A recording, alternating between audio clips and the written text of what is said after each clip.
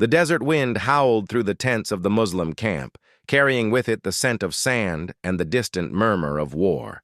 Salahuddin Ayyubi, the Sultan of Egypt and Syria, stood atop a rocky outcrop, his sharp eyes scanning the horizon. The Crusader forces, led by the ruthless King Richard the Lionheart, had gathered near the plains of Arsuf.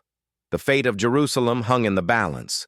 Beside him, his trusted general, Imad ad-Din Zengi, tightened his grip on his sword. "My Sultan, the Franks outnumber us. Their knights are heavily armored and their archers are relentless. How do we face them?" Salahuddin's face remained calm, but his heart burned with determination. "Allah does not look at numbers, Imad. He looks at the hearts of men. We fight not for land, but for justice." A scout rushed forward, breathless. "Salahuddin, the Crusaders are advancing. They mean to crush us before dusk." The Sultan turned to his men, his voice rising above the wind. "Prepare the cavalry. Today we show the world what faith and courage can achieve." The ground trembled as the Crusader knights charged, their banners fluttering in the wind. King Richard, clad in gleaming armor, led the assault, his sword raised high.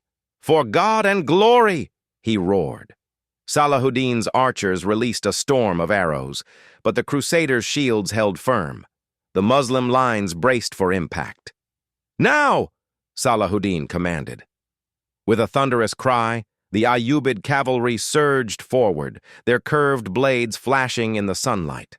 Salahuddin rode at the front, his green banner, the banner of Islam, unfurled behind him. The two armies clashed in a whirlwind of steel and fury. A Crusader knight lunged at Salahuddin, but the Sultan sidestepped, his sword slicing through the man's armor like paper. Around him, his warriors fought with unmatched ferocity, their faith driving them forward, but the Crusaders were relentless. Their heavy cavalry pushed deeper into Salahuddin's ranks. The Muslim forces began to waver. Imad ad-Din fought his way to Salahuddin's side. "My Sultan, we cannot hold them much longer." Salahuddin's eyes blazed with resolve. "Then we change the battle." He raised his horn and blew a mighty blast.